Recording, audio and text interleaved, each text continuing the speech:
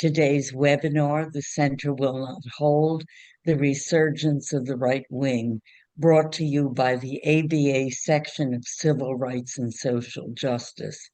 This webinar is part of Civil Rights and Social Justice commitment to highlighting and sharing updates on key civil and human rights issues through accessible public programming.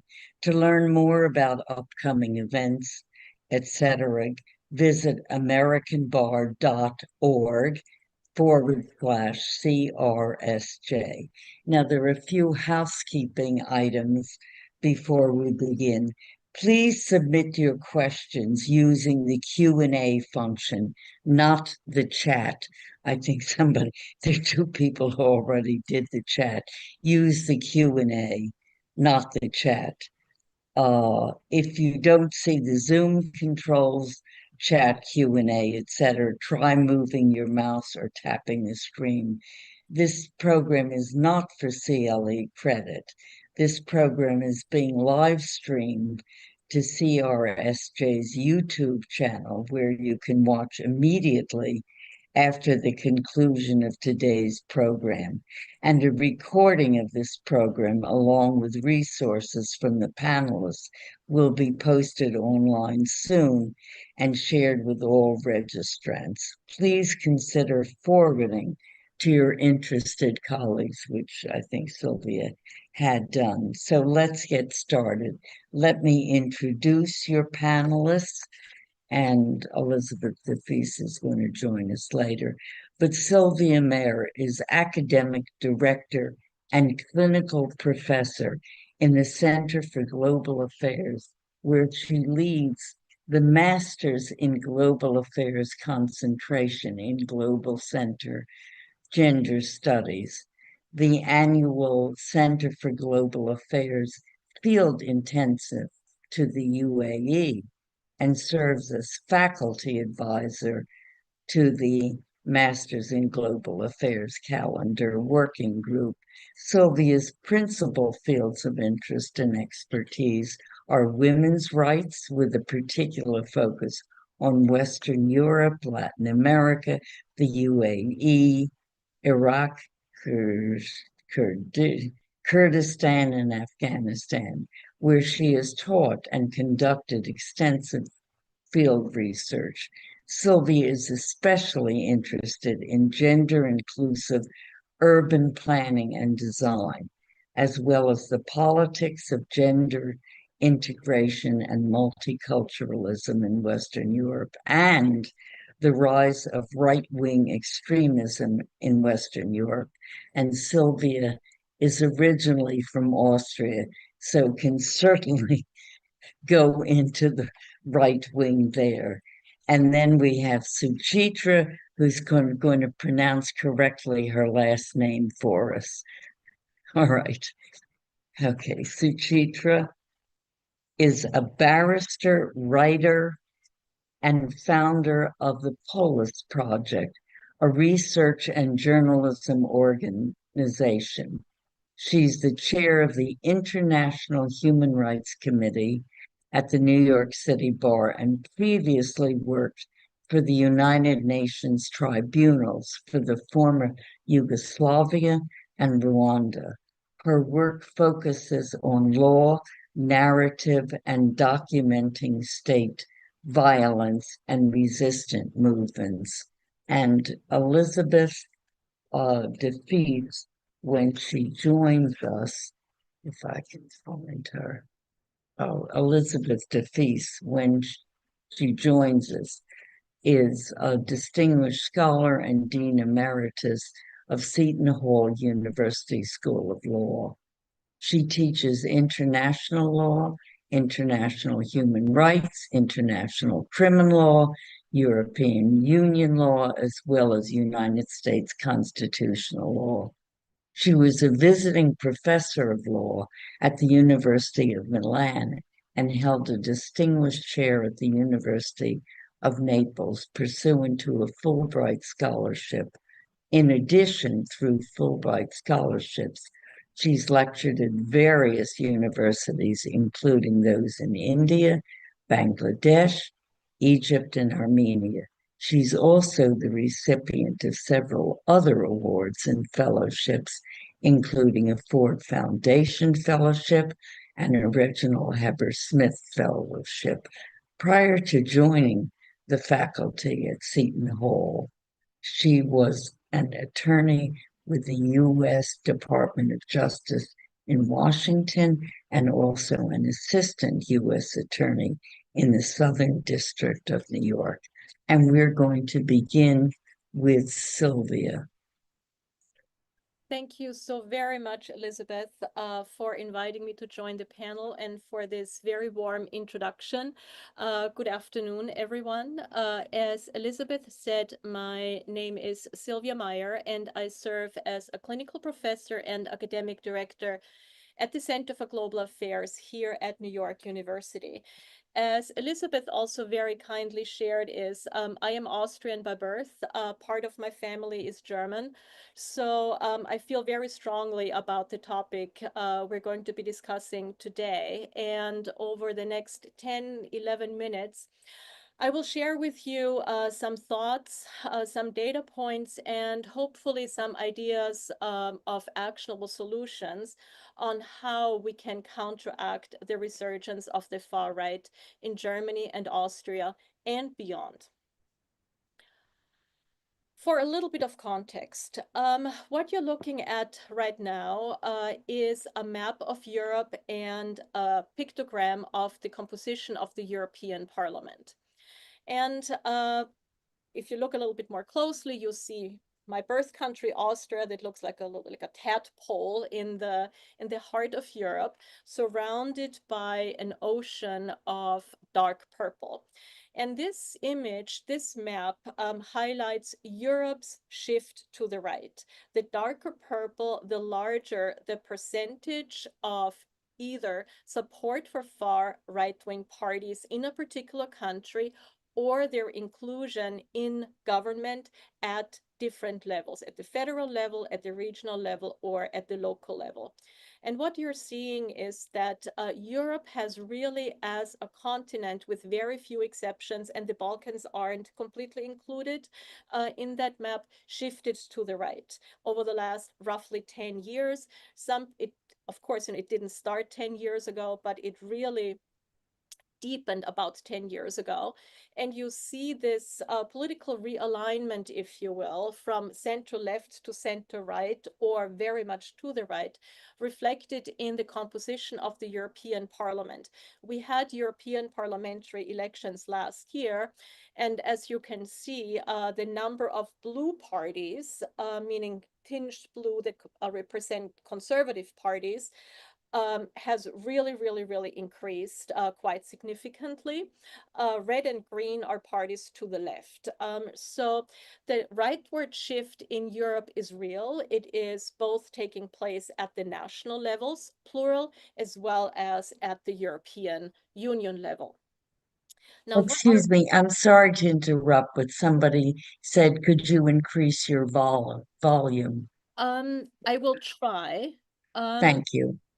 This is as far as it goes, but I will try Okay. to lean in a little bit more. So thank you for bringing that up. So I increase the volume as far as it goes, and I will lean in a little bit more. So what are the key takeaways from my remarks? I have prepared a couple more slides, but if you can only remember a couple of things, here they are. What we are observing, and my colleagues Elizabeth and Suchitra will be discussing that in much more detail, what we're observing is a global trend. The move towards the right and to the far right in some countries is not unique to Europe. We see it in Latin America, we see it in Asia, we see it in Africa, and we see it in this country as well. The drivers are complex, and the shift towards the right is difficult to reverse. After all, this is our 15th year of the global decline of democracy, according to Freedom House.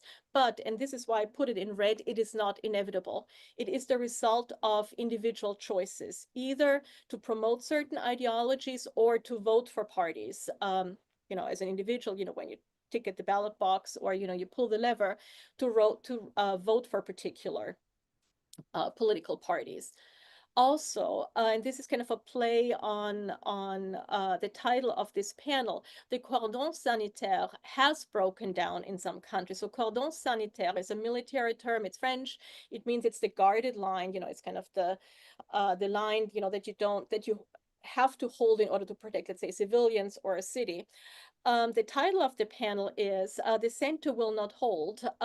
But I would push back to Elizabeth's framing of the question, say, but the line has held in many countries.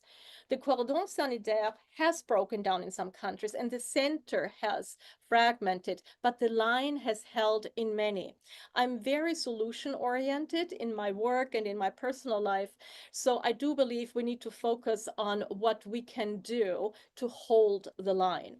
What we also need in our conversation about the resurgence of the far right is definitional precisions, especially when we talk about what drives the voting for these parties and the objectives of these parties. We throw around a lot of terminologies or a lot of terms such as fascism, right-wing populism, right-wing extremism, right-wing authoritarianism.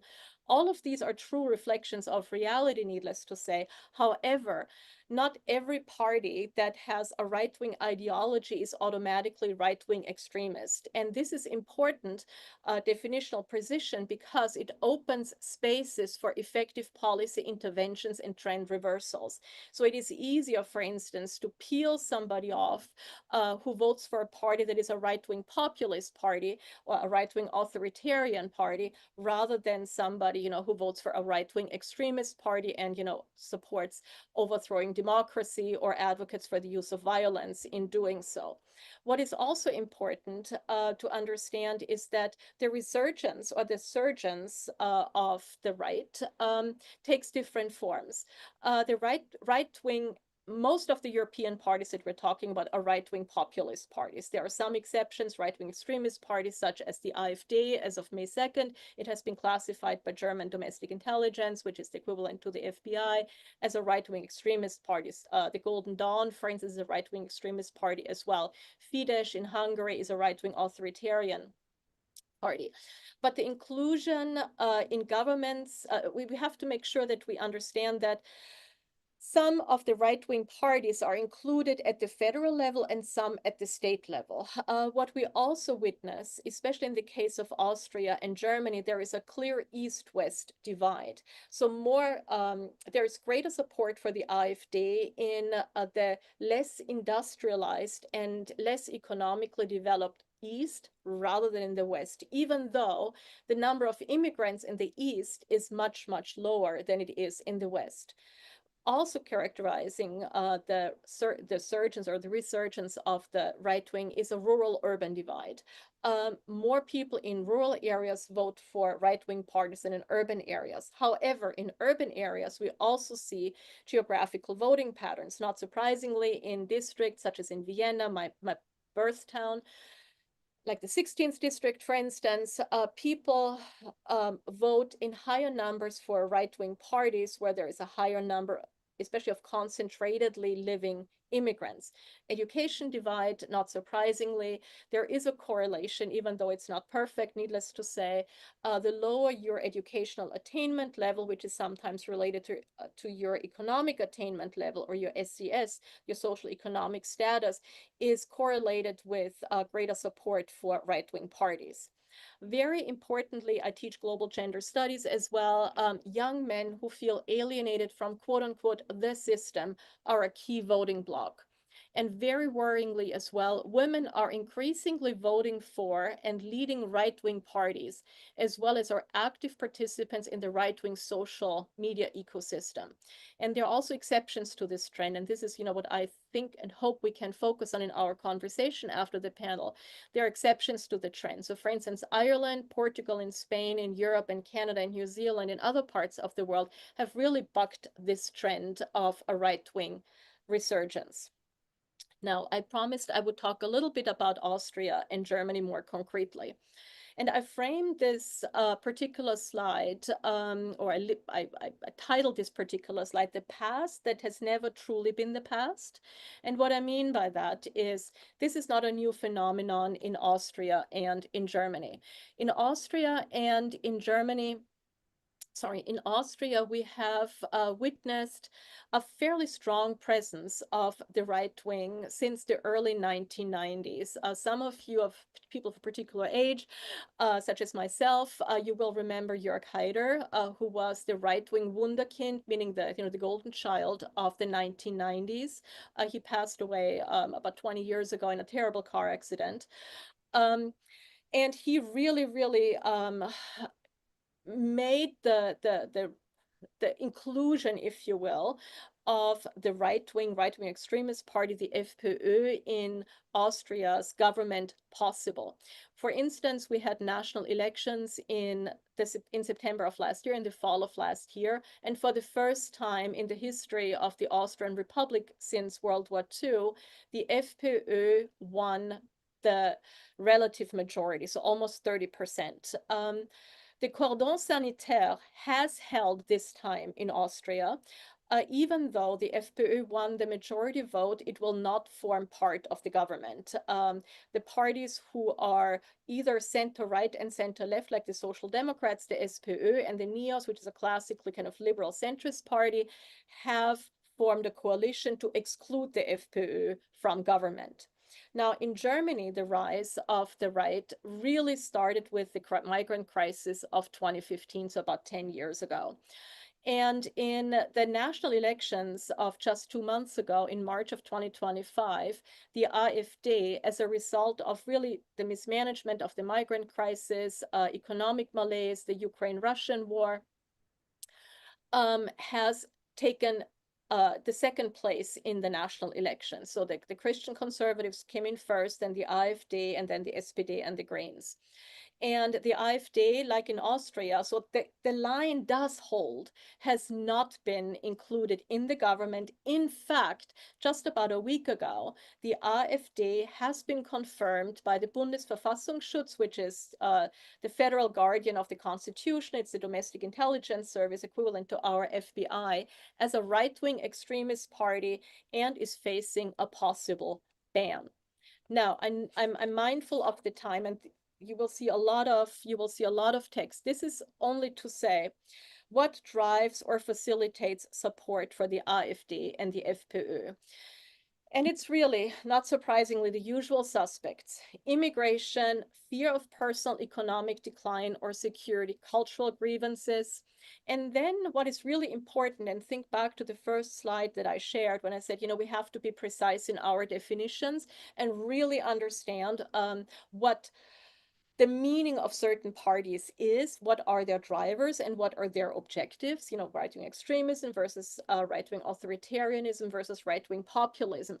The FPÖ and the AfD in Austria and in Germany have sometimes very different goals. So it's not very useful to throw them all into the same bucket. So for instance, the FPÖ is very Eurosceptic. But it does not want to leave the European Union, whereas the AfD has a very strong opposition to the Eurozone and to EU integration, and has actually pondered whether Germany should leave the European Union. For instance, also, the FPÖ in Austria advocates for an immigration freeze, but not for remigration, meaning deportation of people, versus the AfD does that. Likewise, the FPÖ rejects violence, the AfD does not. Both parties are skeptical of the climate crisis and are opposed to what they consider quote unquote costly green politics. Both also are joined in their general alignment with Russia over Ukraine, and are united by a lack of trust in traditional institutions. And that's very much the FPÖ and not so much the AfD. It display a focus on direct democracy, law, and order. And this is really just a little bit more. I know I'm running out of time. This is a visual that highlights for you the urban regional divide of the AfD in Germany, for instance, in support for the AfD in Germany. You see East Germany is very dark green. So there is a very clear or very deep support for the AfD in the post-industrialized, poor agricultural areas. and much less support in the bigger areas of West, meaning the urban areas in West Germany. And on the right-hand side, and I'm sorry, this is only available in German. I tried to find it in English. You will see that Austria has 9 states. You know, the United States has 50 states. Austria has 9 states. And in 5, the the FPÖ is part of the regional government. So the point I'm trying to make here is the cordon sanitaire holds, but only on the federal level. In both countries, right-wing parties, the FPÖ in Austria and the AfD in Germany, are very strongly represented on the regional as well as the local levels. So last thought, what can we do to counteract attraction of the right and the far right? Give people a reason to not vote for right-wing extremist parties. Do not attempt to co-opt right-wing talking points or policies, because the voters, and they have done so over and over again, will choose the authentic voice any day. So if the conservative parties, kind of center-right parties, try to co-opt right-wing talking points on immigration, they're not going to get the votes to siphon them off, you know, from the right wing. People will choose the quote-unquote authentic voice, because, you know, if you're anti-immigrant, you're not going to vote for the middle, you're going to vote, you know, for the right wing. Active, respectful listening to concerns, making people feel heard, alleviate the affordable housing crisis. Economic reasons are one of the key drivers for the right wing, and there has to be a single-minded focus on, and I apologize, there is a typo, on the economic, linguistic, and cultural integration of immigrants. This is not negotiable. This must be at the forefront of the parties who have now formed governments in Austria and in Germany for the next 4 years, because otherwise the center will really not hold, and the cordon sanitaire really will not hold. And that goes hand in hand with a steadfast commitment to liberal democratic values, because if we create a society, a community out of a society, the center will become stronger again. Thank you very much. Happy to answer questions after my wonderful colleagues have spoken. Thank you. Back to you, Elizabeth. Thank you so much, Sylvia. Elizabeth, are you with us? I am. Good, wonderful. I'm Since, sorry for the late sign-in. It was due to technical problems, of course. of course, since Giorgia Meloni was recently in the White House, you can really give us an update on far right parties in Italy. Yeah, no, I have just returned from Italy. And Oh, yeah, and of course, you asked me to comment on the situation in Italy, particularly since Giorgia Meloni seems to have aspirations to become the leader of Europe. And as noted earlier, support for right-wing parties across Europe is on the rise, and it has shaken pro-European Union internationalists and liberal forces. Now, some of the factors contributing to this rise across Europe include concerns with economic instability, immigration and loss of cultural identity, distrust of mainstream political parties, Euroscepticism, and relief from overregulation by the European Union. And the rise of the far-right movement in Italy shares many, if not all, of these characteristics. Now, immigration has been a key issue in Italy, particularly because of its geographical position. Italy became an entry point for migrants coming to Europe, and this has had a perceived impact on the resources in Italy. Italians sometimes blame it for loss of jobs and, of course, loss of national identity. In addition, since the 1990s, Italy has faced economic stagnation, high youth unemployment, and a wide gap between the wealthy North and the poorer South. In Italy, traditional political parties, particularly the Christian Democratic Party, were riddled with corruption in the 1990s, and trust in traditional political parties started to erode. This was due to the serious corruption scandals in the 1990s, the so-called Clean Hands movement, and resulted in the dissolution of the leading Christian Democratic Party in 1994. In addition, the so-called Italian Communist Party became weak and was no longer a force in Italy. And unlike other European countries, Italy never really did come to terms with its fascist past.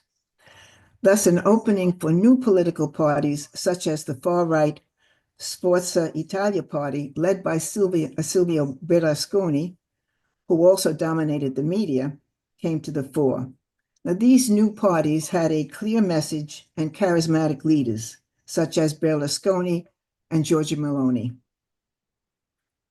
In the election of Giorgia Meloni as prime minister in Italy in September 2022 appeared to be another victory for Europe's far-right parties.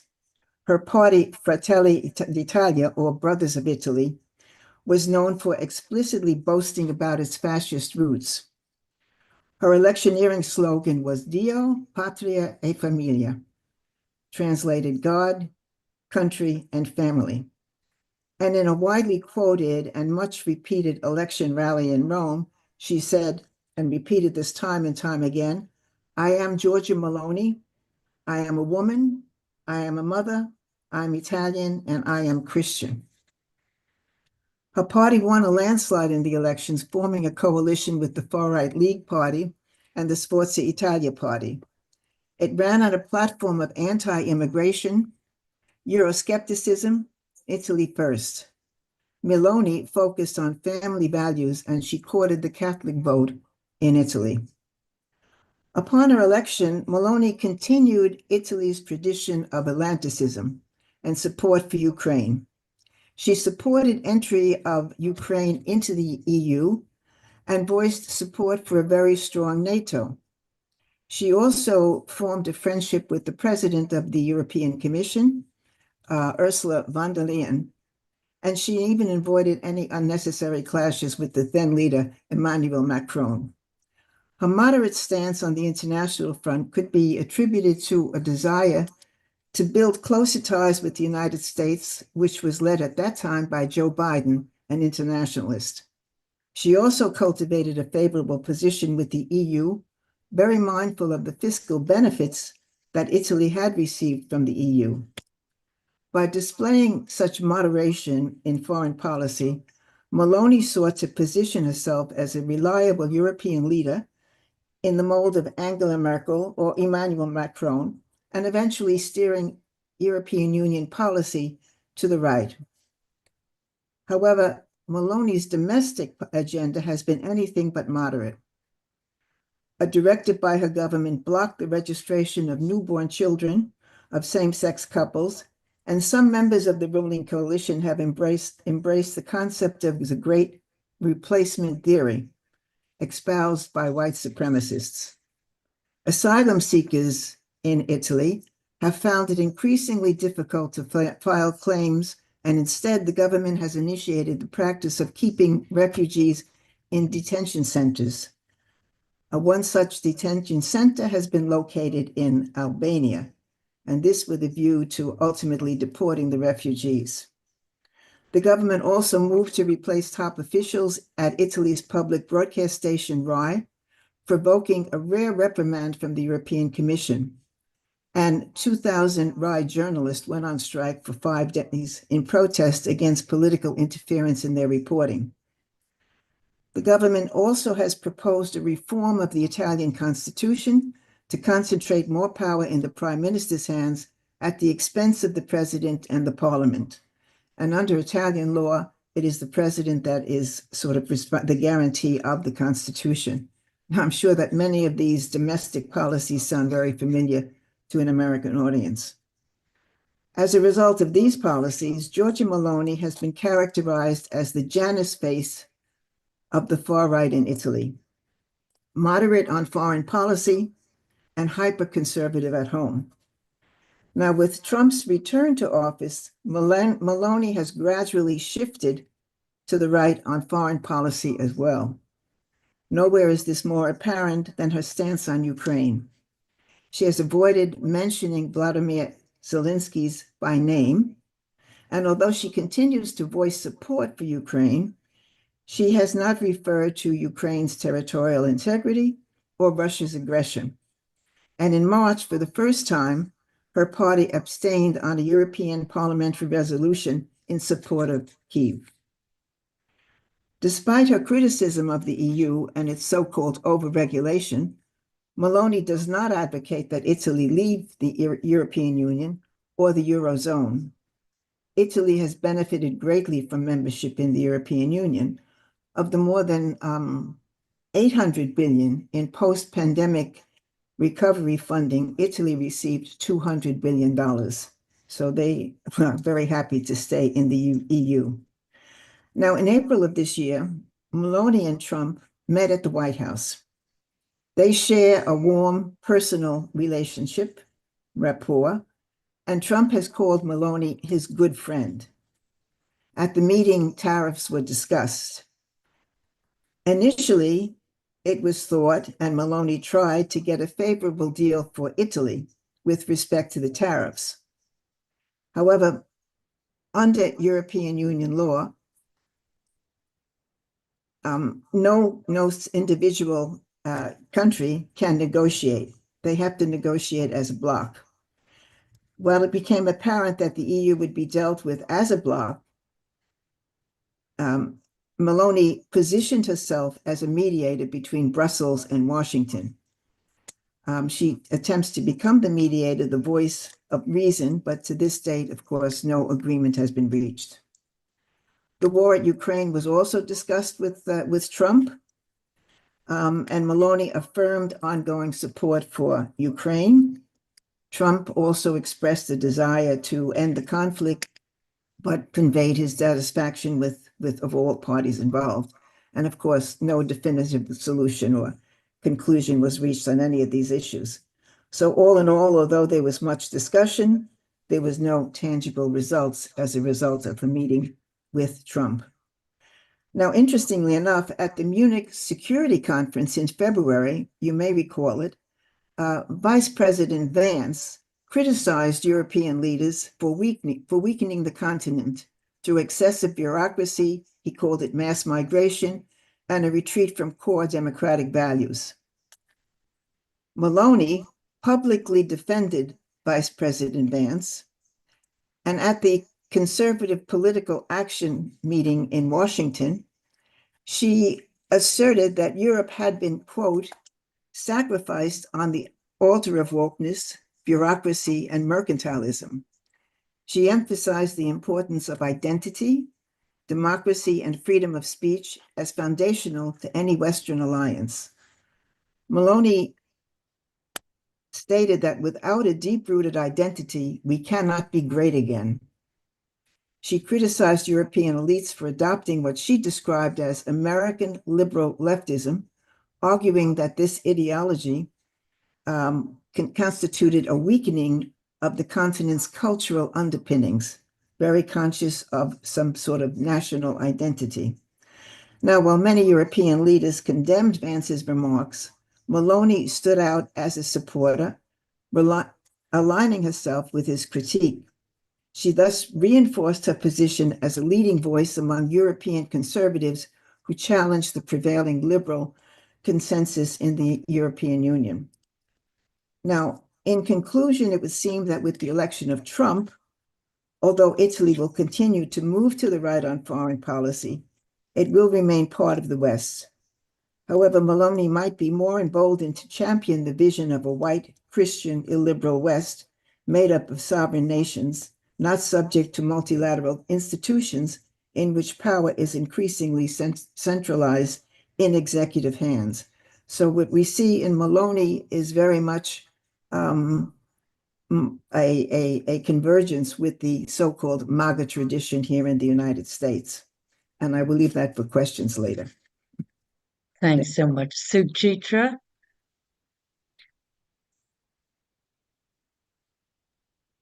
Suchitra? Yeah, can you hear me? Yes, thank you. All right, perfect.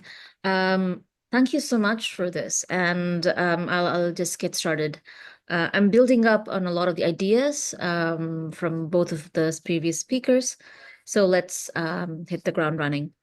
So today we are examining the resurgence of right-wing politics worldwide. But To understand its scope, we must start by asking, what do we mean by right wing? And how does it manifest across contexts, whether it's India, the United States, the Europe? Right-wing politics is not a singular ideology, but it's a constellation of beliefs rooted in hierarchy, natural, social, and economic. Which means that just as we have a core set of values for right-wing ideologies, history and memory is very local, which means that when these ideas reach a community, it is going to manifest very differently.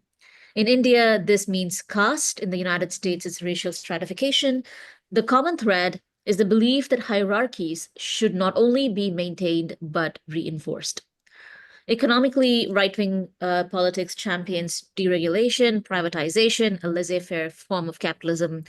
But the irony is that while right-wing populism claims to address grievances of the economically dispossessed, it consistently implements policies that worsens those grievances. Which kind of goes back to Sylvia's idea that we have to really think about what it means for us to deal with the failures of the current economic model. Today, right-wing populism is not just about preserving order, it's about manufacturing enemies. And that enemy will change generation to generation through each new cycle, but that manufacturing of the enemy is always integral to this project. It weaponizes cultural nationalism, religion, and the identity to divide society into those who belong and those who do not. In the US, Tea Party started as an economic protest, but morphed into a nativist, racialized movement, setting stage for Trumpism. Economic grievances remained unaddressed, while the rhetoric of loss was redirected against immigrants, Muslims, Black activists, queer communities, transgendered communities, and others. In India, BJP, which is the current ruling party, is a right-wing Hindu nationalist party. It elevates cultural identity to near religious fervor, which means that anybody who is not a Hindu, Muslims, Dalits, even those who belong to the Hindu religion but who are critical of the government, dissenters, are seen as internal enemies of the state, which is actually very similar to the language that now Trump is beginning to employ. In my book, How Long Can the Moon Be Caged?, I wrote about how dissent is criminalized under the guise of national security. And that is something India borrows from the United States. A lot of the laws that were put in places like India soon after 9/11 was borrowed from the Patriot Act. So activists are not just silenced, but they are branded as terrorists and traitors, which is again interesting because the language that we heard in India for so many years is now returning to the United States, where you're hearing the language of media as the terrorists, anybody dissenting against Trump as a traitor. Second, religion becomes integral to this politics. It is not just a moral compass. For example, in the United States, Christianity is invoked to justify anti-LGBTQ laws, abortion bans, book censorships. Similarly, in India, Hindu religion is used to redefine what it means to be a Hindu, to exclude Muslims, fortify upper caste dominance. But why now, and why this surge in right-wing populism? I argue that the collapse of the political center actually offers the cue. Neoliberalism promised prosperity, but delivered precarity. As economic inequality deepened, not only in India, but globally, the center lost its moral authority. Right-wing populists stepped into the void, offering a narrative of grievance, nostalgia, and hierarchy. But nostalgia for what? Not for justice or equality, but for a time when power was concentrated and hierarchies were clear and marginalized people knew their place. Again, that's why hierarchies are so important.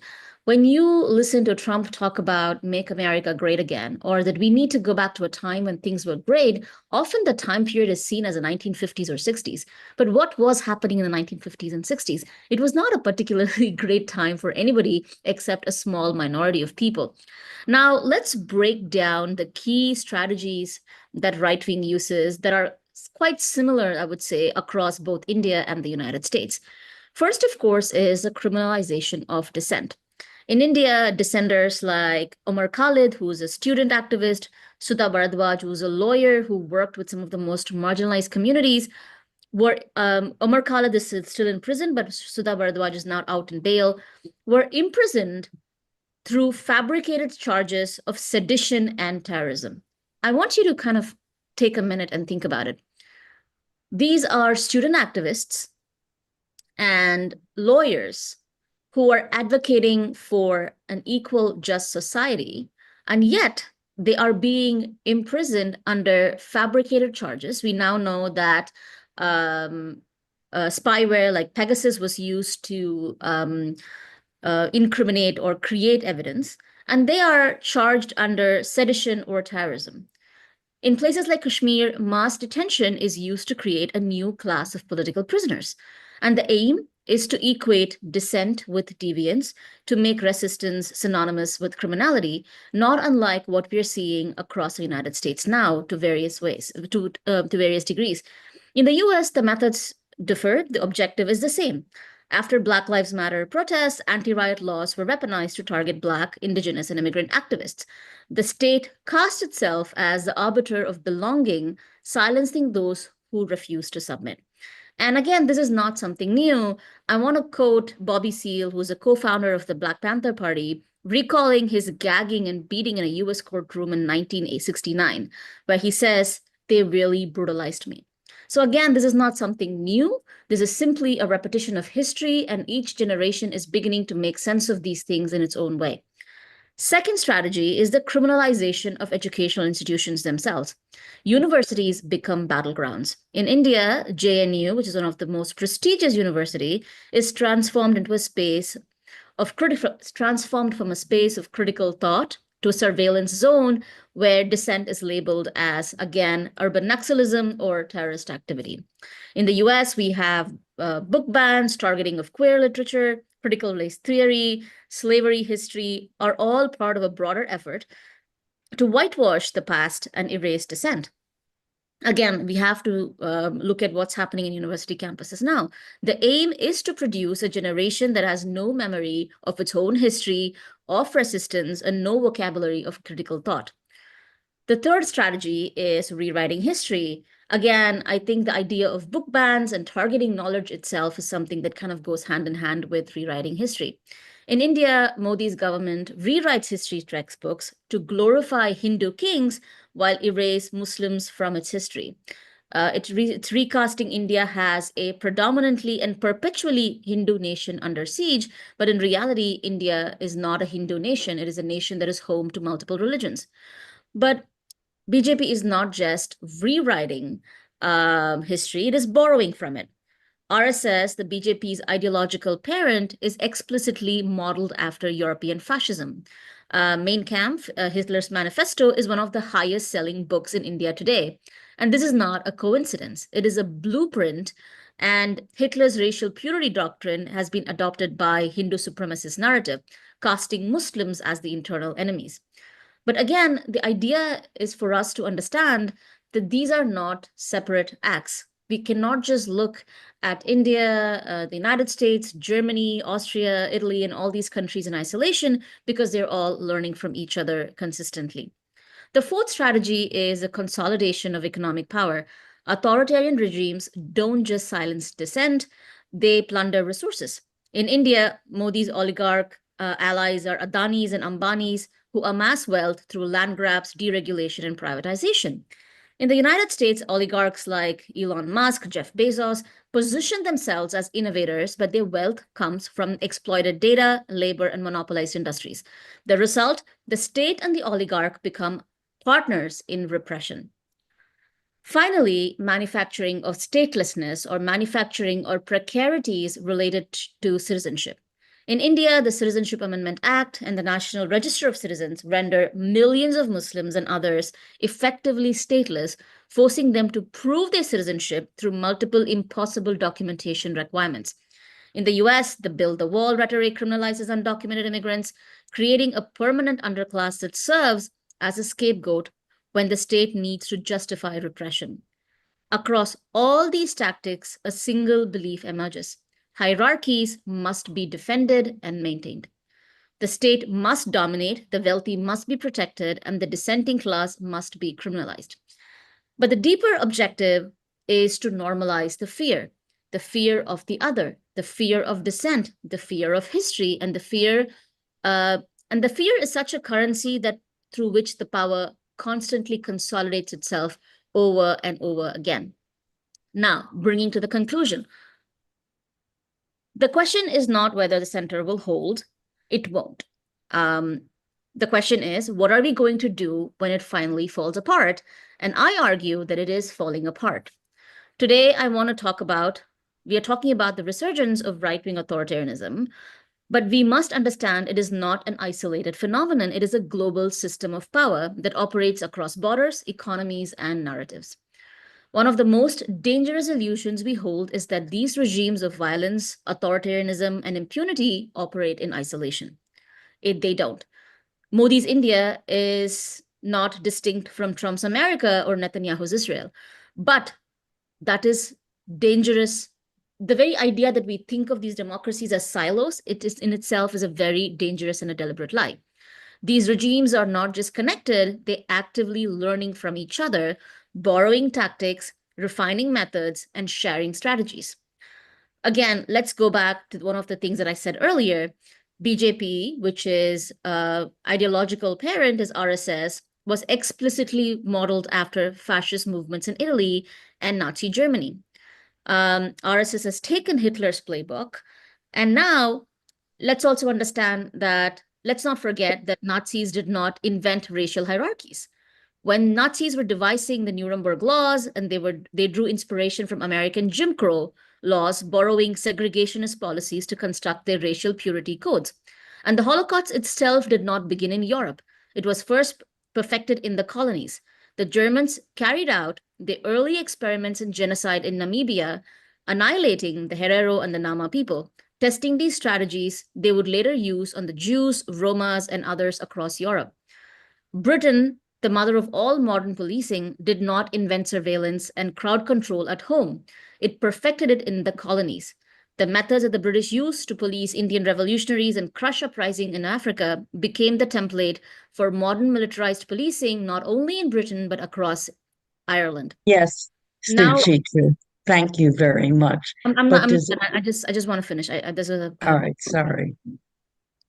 Now, when we look at all of these things, what we need to think about is that this is a network system of global violence, and at its core is a profound belief in hierarchy, a belief that some lives matter more than other, and some populations are expandable. Some bodies can be dispossessed, incarcerated, and annihilated with impunity, and that is exactly what right-wing politics gives perpetual permission, not through illegality, but through legality. So the question is not whether the center will hold, it won't. The question is whether we are prepared to recognize the collapse of the center is not just a political phenomenon, but it's a global strategy of violence, extraction, and erasure. Thank you, Elizabeth. Thank you. Thank you. And does anyone want to comment on the what's happening in France, despite the strictures against the national, I forget the name of the party.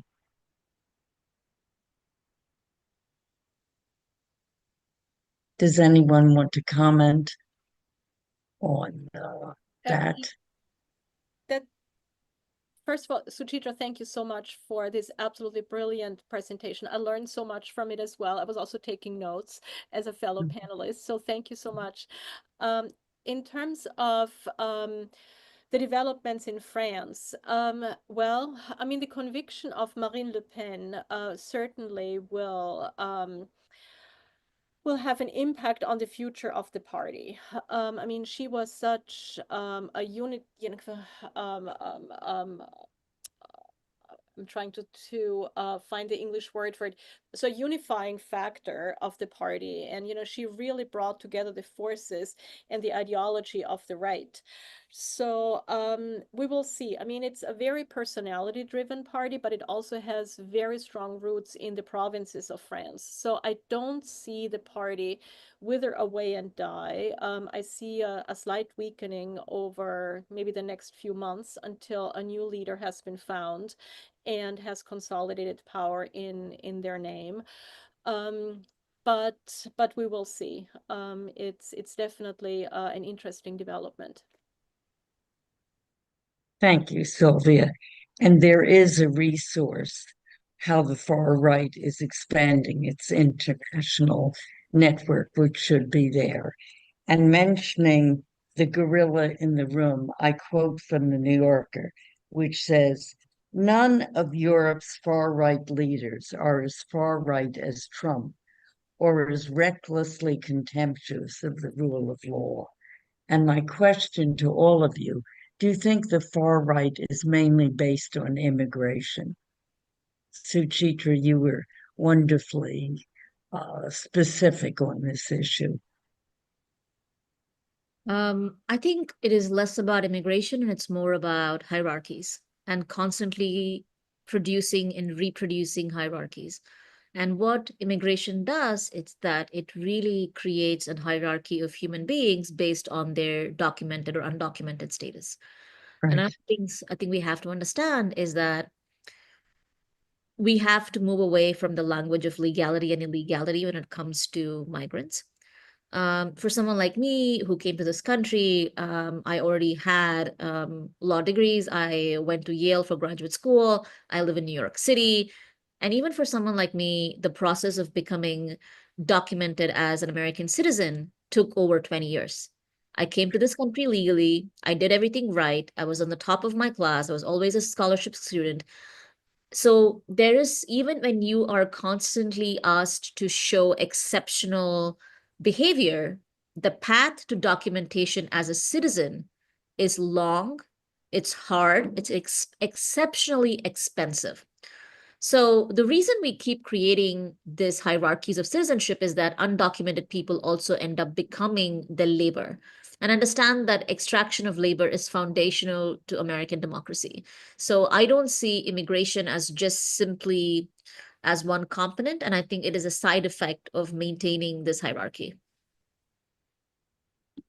I would just add, I agree with you completely, Suchitra. I think I would just add, in response to Elizabeth's question, in the context of Europe, which is the region in terms of my research that I'm most familiar with in that space, no pun intended, the principal driver is immigration. And immigration is, of course, exactly as you said, an expression of hierarchies. It's a hierarchy of belonging. And this focus on immigration in Europe, especially in France, in the United Kingdom, with the Reform Party, for instance, the AfD in Germany, or the FPÖ in Austria, and to a degree the Brothers Party in Italy, is also this experiment, if you will, is about the reinforcement of these hierarchies. And in the case of England or Germany or Denmark, the idea, for instance, to deport people to Rwanda is kind of the pinnacle, if you will, of this hierarchization. I mean, you're not even in this territory anymore now. You're plucked out of the country that you have lived in for many years, or for a couple of weeks, and then you're being deported to Rwanda. So immigration, yes, I do believe in the context of Europe is the principal driver, plus economic precarity. But again, immigration is, of course, a hierarchy, or implies a hierarchy of belonging. I'd say in Italy as well, immigration is one of the drivers of the far right, mainly because of the economic impact that it's had. It has been because of the port of entry is Italy for those coming to Europe. They've been receiving so many immigrants, so many refugees, and it has caused a problem with respect to resources, or at least a perceived cause. And I think it has definitely caused a turn to the right. That has been one of Meloni's slogans. Yeah, but mainly based, I think, on economic factors in Italy, less on hierarchical. Thank you. And the big question is, how do you address this resurgence? And you're smiling, Suchitra. We have to smile and laugh because otherwise I feel like I would start crying. I think the strategies for countering any kind of violent ideology is very foundational. It's educate, agitate, and organize. Education is important because I want to start by saying that most people are decent, and what they want is foundational. They want access to education, they want healthcare, they want a path for a better life. And often, where we lose so many of our fellow citizens or others in other countries is that education, right? Educate. And that's where the rewriting of history comes in. That's where disinformation, misinformation comes in. Really educate. So we have to educate, and we have to educate in our communities. It doesn't have to be large, even if it is our own communities where we are there, and we educate with a lot of kindness and grace. And I think the reason why the left often loses so many people is our refusal to engage with people where they are. And there is no need for ideological, political purity. Really just engage with people and have conversations with them, and don't treat them like idiots. Educate. Agitate. And educate, agitate, organize. Agitate really means that when you see something is wrong, and I think it's important for us to speak up about it, find allies who we can speak about with, and eventually so much of what happens in a community. And I think we've all lost our capacity to build community, be a part of a community. And I think COVID in some ways brought some of that back. But really, when things were going back, and I just want us to take a few years back to COVID, at least in New York, it was your communities that were taking care of you. It was people next door who came to your aid. There was a sense of organic community that we built. And I think a big part of our modern life also takes you away from a community. So I would say the strategies for me that work is educate, agitate, organize. And that is what we keep doing. And we don't just do it when we have a Trump in power, we do it when everybody's in power. Because eventually the role of citizens or role of a community is to constantly keep doing that. And I think that is what we need to do. And that sadly takes a lot of time. It takes a lot of effort, and it's really exhausting. But really for me, it's going back to the grassroots. It's going back to our communities. And that is where I see a lot of change and hope. Thank you. And someone, I'm sorry, go ahead. No, I was going to say, if I could recommend something, it would be this little book on tyranny, 20 Lessons from the 20th Century by Timothy Snyder from Yale, in which he outlines or gives 20 suggestions for how to combat tyranny, ranging from do not obey in advance, defend institutions. He talks about the importance of professional organization and ethics, etc. It's a very interesting book. I think it's on the bestseller list at the moment. It's called On Tyranny by Timothy Snyder from Yale. Thank you. And we have, I'm sorry, go ahead, Sylvia. May I add just a few sentences? That's the political scientist in me now speaking. I'm also a very practical person. And there is a question in the chat, what can we learn from countries such as Portugal and Canada that have, of course, also witnessed the emergence of some right-wing parties, but not by any stretch of the imagination to the extent that we're seeing it in the countries that we have been discussing on this panel. And just a few points. What can we do? Yes to everything that Suchitra has said about education, for instance. I'm an educator myself. That is absolutely foundational. Active, respectful listening to the concerns that the people are expressing at the ballot box. And exactly as it doesn't mean that we have to agree with them.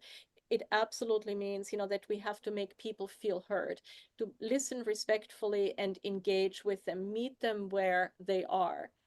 Very practically, when we see why some countries are more successful in holding kind of this resurgence, this tsunami, if you will, at bay, is alleviating the affordable housing crisis. Economic precarity, as we talked about, is one of the principal drivers. People are concerned about their economic stability, their economic future, and that of their children. Their fears are projected onto the other, with a capital O. Exactly, as we talked about earlier, as Suchitra shared with us, this creation of hierarchies of belonging and hierarchies of value, if you will, of human beings. Central to this is, having a space to live and feeling, you know, that not 60% of your income, you know, go to rent, that you feel that you're not completely, you know, one paycheck away from living under a bridge, as we say in German. Second, and I cannot stress this enough, and this is one of the reasons why Canada is in many ways, it's not perfect, but it's a success story. It has focused on, very strictly focused on the economic, linguistic, and cultural integration of immigrants, especially the economic integration of immigrants, meaning integration into the labor market. And, you know, there is a lot to be said, but for instance, recognition of credentials, making sure the language classes are free, making sure that they are culturally appropriate courses, you know, to learn the language, and especially if women want to learn the language of a particular immigrant group, that there is childcare, or there is a buddy system with a woman who has already lived in the country for a long time. So most of that integration work is done on the hyper local level, you know, by NGOs, by church groups, by faith groups. And that is something that must be pushed, because, you know, creating people to people contact is exactly, you know, to Suchitra's point, we're starting at the grassroots, we're building the network from the ground up. And last point on this is really showing a steadfast commitment to liberal democratic values. And that has to come out of the mouths of the political leaders. So that the center, you know, can be knitted and stitched back together, if you will. And that also means there is an obligation now, and I will be looking to Chancellor Merz in Germany. He was just voted into the chancellorship yesterday on the second ballot. There has to be a proactive change in the political narrative about globalization, about refugees, about wars. We have to go back to a time when immigration and refugees were considered an asset, or they were considered somebody, you know, who needs to be supported and is deserving of protection, and is not a threat to national security, the cultural survival. You know, bringing about images of you know, the 1950s and 1960s of stability and hierarchy, where quote unquote people knew their place, and I'm using air quotes here. So being very practical and very proactive in addressing the sometimes legitimate grievances of people, especially in the post-industrial areas, in where manufacturing has left, you know, the areas, the regions, where there is deep poverty, you know, where there is, you know, little access to the internet, for instance, as we see it in the case of East Germany, in some parts of Thuringia and Saxonia, where the voting for the AfD is really off the charts. So really, really, really being very proactive. And last word on this, and I'm sorry for speaking on this for so long, but I feel very passionately about this. I'm not a lawyer, I'm a political scientist. There has to be a way to regulate social media. I don't know what the intellectual property laws are. I don't know how to do it, but all I know is something has to be done about this, because social media is one of the principal entry points and access points and distributing tools for radicalization, for sucking young people, especially young men, not exclusively. And this is another worrying development, that more and more women are becoming active in this ecosystem as well, but particularly for young men. So I really hope people who are much smarter than I am, and, you know, who are much more tech and legally savvy, find a way of regulating social media without at the same time hurting a value that is, I think, absolutely foundational to a democracy, and that is freedom of speech. So I leave that to the lawyers on our panel to ponder and discuss. From me, this is a call to action, a begging for action. Thank you. Being a lawyer doesn't help, but somebody suggested we have to do it through our institutions. The Supreme Court, which Trump has can't recognize the Supreme Court, our legislature, which is unfortunately controlled by Trumpites, but nothing is going to happen there until perhaps 2 years from now, when we get other representatives. Do you have a thought on that, Suchitra? I I mean, for me, it's really odd because I work within the structures of law, but I also believe that the Supreme Court of the United States will not save us.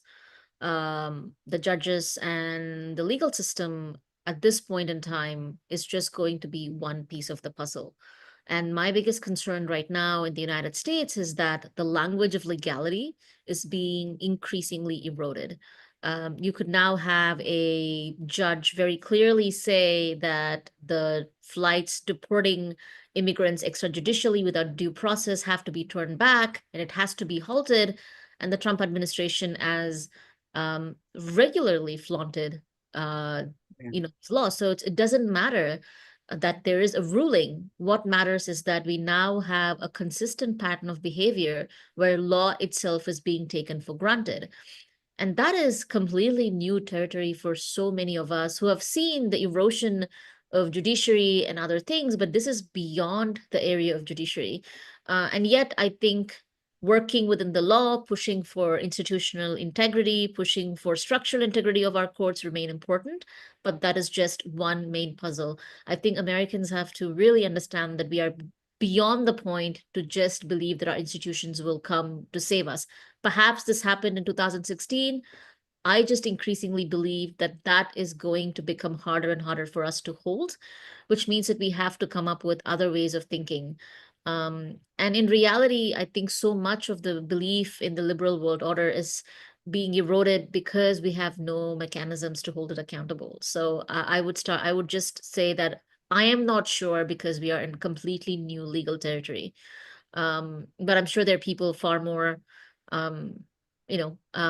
knowledgeable than me who can step in. But for me, it just feels like an incredibly new moment, both legally and structurally, in terms of what it means for the ideas of legality to keep going forward. I totally, Thank you. yeah, no, I Teacher. totally agree. But I remember in law school with Lou Henkin, Professor Henkin, saying that the United States has this culture of constitutionalism, which is why we obey the Constitution. And the phenomenon that you're talking about, remember, it's just 100 days. It's 100 days that we've just started to question, or that the institution, the supremacy of law, of obedience to the federal courts is just being questioned now. We don't have an answer yet, and I'm not so sure. I'm really not so sure that it won't hold, because every court that has looked at it, looked at the issues, has ruled against the Trump position. The problem is, of course, when it gets up to the Supreme Court, we don't know. And all I can say is we don't know. And even though he made all of those appointments, I'm not so sure that they all agree on these issues. They all agree on the one thing that he appointed them for, anti-abortion. But on the other issues, I'm not so sure. They've showed a little bit of independence, so it might hold. Yeah, But Elizabeth. I don't know whether you have answered this, Sylvia, but the question is, what can we learn affirmatively from the resisting of more successful countries like Portugal and Canada? Thank you so much, Elizabeth. I would just like to add one thought to what Suchitra and Elizabeth mentioned about the institutions. In the case of many countries in Europe, and I'm looking at Britain right now, it's not part of the European Union, but it's European. The United Kingdom, Germany, Austria, as well as Italy, and Elizabeth spoke to Italy earlier. The courts really have been similar to here.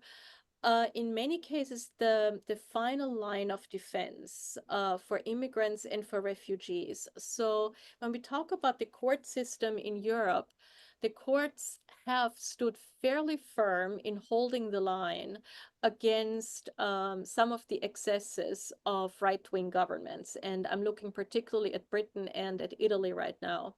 So I don't want to go as far as saying that I'm very hopeful that the institutions will be saving us, but there have been a good beginning of a pattern, especially in the context of Europe, stopping, for instance, the deportations to Rwanda and to Albania in the case of Italy.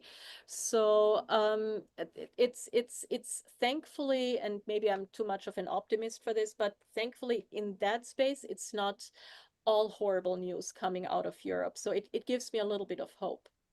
And I tried to answer, thank you for flagging that question, Elizabeth. It's from one of our I attendees. I think I tried to answer it earlier, the question about Portugal and Canada, and it's really about principally about standing firm on liberal democratic values, building out, especially in the case of Spain and Portugal, in a credible way, the social welfare system and standing your ground, not conceding points to the right. That was really important in the case of Spain, which just were elections a little while ago. I think it was a year and a half ago, with Vox, which is a truly right-wing extremist, somewhat right-wing populist party, so it straddles the line, came in very, very strong. The Spanish socialists, they did not give an inch. So I think that was really important. And Canada is really, and Portugal to a degree as well, is modeling very well the effective, it's not perfect, no country is perfect, the effective integration, economic and cultural and linguistic of immigrants. And I was in Portugal and in Spain just last summer. And again, no country is perfect, but the countries have managed really well the very large influx of migrants, especially from Syria and from sub-Saharan, went the Mediterranean route, and from sub-Saharan Africa. Hundreds of thousands of migrants, came onto the shores of Spain and Portugal. And you see people from other parts of the world, really, in all the big cities, in Lisbon, in Porto, in Madrid. And the integration seems to be going okay. Again, not perfect. There are conflicts, there are challenges, but it's the sense of, we got to make this work. We got to make this work. This has to happen in some form, and the municipalities are trying. So this is to answer the question again about Portugal and Canada in a little bit more depth. Thank you, Elizabeth. Thank you very much, Sylvia. Are there any further questions from the attendees that I have missed? Let me just see. Okay. Thank you, Sylvia, for that. And there, I guess not. In the instance, then we'll conclude. Thank you all for your presentations. That was wonderful. And to everyone who's joined us, and your participation and thoughtful questions are what makes these conversations so impactful. If you found today's program valuable, we invite you to share them with all. You can go to the website americanbar.org/CRSJ to stay connected with civil rights, social justice. You can join the ABA in the section of civil rights and social justice. We look forward to continuing this important dialogue with you. Thank you again, and look at your resources, etc. Thank you very much. And with that thought, Thank you. we can close. Thank you so much.